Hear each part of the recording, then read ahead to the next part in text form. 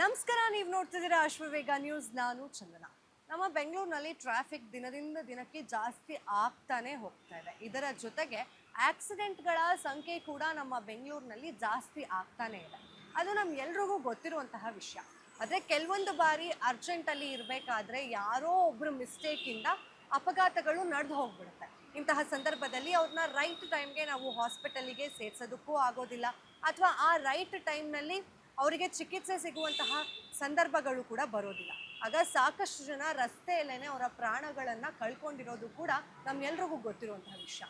ಇದನ್ನ ತಡೆಗಟ್ಟಬೇಕು ಅಂತ ಹೇಳಿ ರಾಜ್ಯ ಸರ್ಕಾರ ಒಂದು ಹೊಸ ಯೋಜನೆಯನ್ನ ತರ್ತಾ ಇದೆ.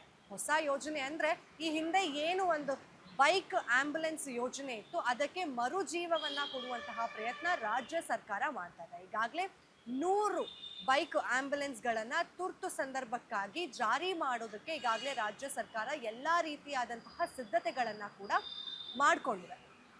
ಅಂದರೆ ಯಾವುದೇ ಮನುಷ್ಯನಿಗೆ ಆಕ್ಸಿಡೆಂಟ್ ಆಗಿ ಒನ್ ಹವರ್ ಇರುತ್ತಲ್ಲ, ಅದನ್ನು ಗೋಲ್ಡನ್ ಹವರ್ ಅಂತ ಹೇಳ್ತಾರೆ. ಅದ್ರ ಒಳಗಡೆ ಅವರಿಗೆ ಬೇಕಾದಂತಹ ಚಿಕಿತ್ಸೆ ಸಿಕ್ಕಾಗ, ಅಂದರೆ ಫಸ್ಟ್ ಏಡ್ ಆಗಿರ್ಬೋದು ಅಥವಾ ಪ್ರಾಥಮಿಕ ಚಿಕಿತ್ಸೆ ಸಿಕ್ಕಿದಾಗ ಅವರಿಗೆ ಒಂದಷ್ಟು ಕಾಲ ಸಮಯ ಸಿಗುತ್ತೆ ಅವ್ರನ್ನ ಉಳಿಸ್ಕೊಳ್ಳೋದಕ್ಕೋಸ್ಕರ. ಸೊ ಇದನ್ನೆಲ್ಲ ಗಮನದಲ್ಲಿ ಇಟ್ಕೊಂಡಂತಹ ರಾಜ್ಯ ಸರ್ಕಾರ ಈಗ ಬೈಕ್ ಆಂಬ್ಯುಲೆನ್ಸ್ಗಳಿಗೆ ಮರುಜೀವ ತರುವಂತಹ ಪ್ರಯತ್ನವನ್ನು ಮಾಡ್ತಾ ಇದ್ದಾರೆ.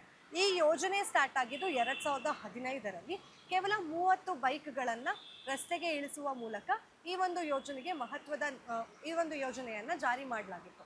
ಆಗ ಒಂದಷ್ಟು ತಾಂತ್ರಿಕ ಅಡಚಣೆಗಳಿಂದ ಜನರಿಗೆ ಇದ್ರ ಬಗ್ಗೆ ಜಾಗೃತಿ ಇಲ್ಲದೆ ಇರುವಂತಹ ಕಾರಣ ಅದನ್ನು ಸಡಿಲಗೊಳಿಸ್ಬೇಕಾಯಿತು. ಅಂದರೆ ಒಂದಷ್ಟು ದಿನಗಳ ಕಾಲ ಅದನ್ನು ಬೈಕ್ ಆಂಬ್ಯುಲೆನ್ಸ್ಗಳು ಜಾರಿ ಇದ್ವು. ಅದಾದಮೇಲೆ ಅದು ಕ್ರಮೇಣ ಕಡಿಮೆ ಆಗ್ತಾ ಹೋಯಿತು. ಈಗ ಮತ್ತೆ ಅದಕ್ಕೆ ಮರುಜೀವ ತರೋದಕ್ಕೆ ರಾಜ್ಯ ಸರ್ಕಾರ ಮುಂದಾಗಿದೆ.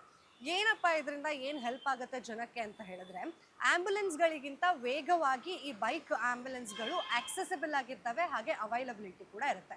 ಆಂಬ್ಯುಲೆನ್ಸ್ ಬರೋದಕ್ಕೆ ತಡ ಆಗುತ್ತೆ ಟ್ರಾಫಿಕ್ನಲ್ಲಿ, ಆದರೆ ಬೈಕ್ ಆಂಬ್ಯುಲೆನ್ಸ್ಗಳಿಗೆ ಟ್ರಾಫಿಕ್ ಇದ್ರೂ ಕೂಡ ತುಂಬ ಬೇಗನೆ ಬರುವಂತಹ ಸಾಮರ್ಥ್ಯ ಇರುತ್ತೆ.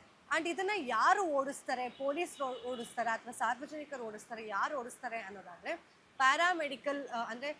ಪ್ಯಾರಾಮೆಡಿಕಲ್ ಓದಂತಹವರಾಗಿರ್ಬೋದು ಅಥವಾ ನರ್ಸಿಂಗ್ ಮಾಡಿದಂತಹವರಾಗಿರ್ಬೋದು, ಇವರು ಈ ಗಾಡಿಗಳನ್ನು ಓಡಿಸ್ತಾ ಇರ್ತಾರೆ.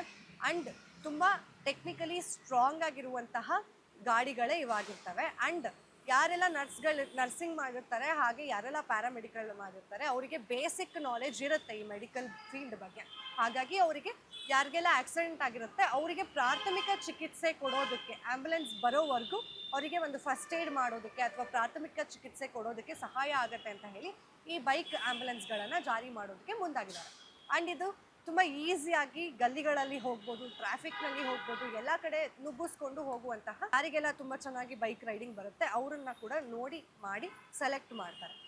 ಈ ಬೈಕ್ ಆಂಬ್ಯುಲೆನ್ಸ್ಗಳ ಜಾಗೃತಿ ನಮ್ಮ ಜನರಿಗೆ ಬರಬೇಕಾಗಿದೆ. ಎಲ್ಲಾದರೂ ಅಪಘಾತ ಆದಾಗ ಬೈಕ್ ಆಂಬ್ಯುಲೆನ್ಸ್ಗಳ ಮೂಲಕ ಅವರಿಗೆ ಪ್ರಾಥಮಿಕ ಚಿಕಿತ್ಸೆಯನ್ನು ಕೊಡಿಸಿ ಆಮೇಲೆ ಹಾಸ್ಪಿಟ್ಲಿಗೆ ಅಡ್ಮಿಟ್ ಮಾಡೋದನ್ನು ಮಾಡ್ಬೋದಾಗಿದೆ. ತುಂಬ ಜನ ಅವರು ಆಕ್ಸಿಡೆಂಟ್ ಆಗಿದ ತಕ್ಷಣ ಅವ್ರ ಪ್ರಾಣಗಳನ್ನು ಕಳ್ಕೊಬಿಡ್ತಾರೆ, ಬಿಕಾಸ್ ಸರಿಯಾದ ರೀತಿಯಾದಂತಹ ಫಸ್ಟ್ ಏಡ್ ಸಿಗದೆ ಇರುವಂಥ ಕಾರಣ. ಇದು ನಮ್ಮ ಬೆಂಗಳೂರಿನಲ್ಲಿ ಬಂದರೆ ರೈಟ್ ಅಥವಾ ಇನ್ನೂ ಇದಕ್ಕೆ ಏನಾದರೂ ಆ್ಯಡ್-ಆನ್ಸ್ ಮಾಡಬೇಕು ಅಂತ ನಿಮ್ಗೆ ಅನಿಸುತ್ತಾ ಅನ್ನೋದನ್ನು ಕಮೆಂಟ್ ಮಾಡಿ ತಿಳಿಸಿ. ಮತ್ತಷ್ಟು ಅಪ್ಡೇಟ್ಸ್ಗಾಗಿ ಫಾಲೋ ಮಾಡಿ ಅಶ್ವವೇಗ ನ್ಯೂಸ್.